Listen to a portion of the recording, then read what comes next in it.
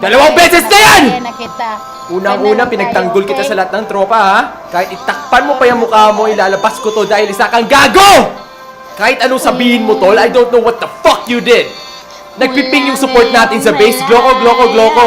Sisirain kita ngayon, yung pangalan mo, putang ina mo! Tangina mo, Jepoy Dison! Ang pangit ang pagmumukha mo. Nakita mo na ba ang mukha mo sa salamin? Kita mo to, flat screen TV. Ang pasko to sa pagmumukha mo, eh, no? Tangina mo, ha? Lalakabad ka pa, ha? Tangina mo, mag-grind ka na, heaven ka pa, eh. Mga ko'y bata ka.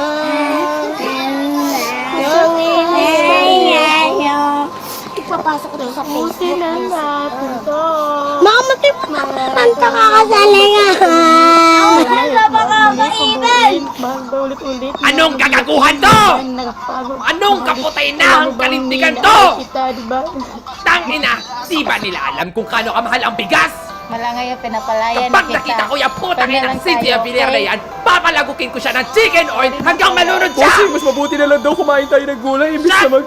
the fuck up! Masyado kang pabida! Pero bossing, baka magka-diabetes ka!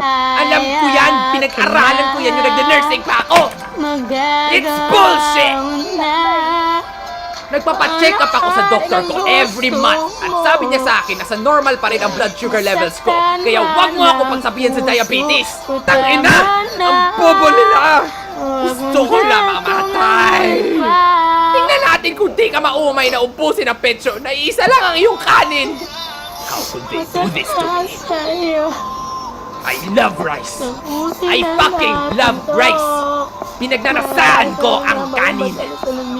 Na mahirap na muli pambuin, bago ulit na nabiyakin, Pero seryoso, pag nakita ko yung babaeng yun, papakainin ko siya ng gulay na galing sa puwet ko! Gago!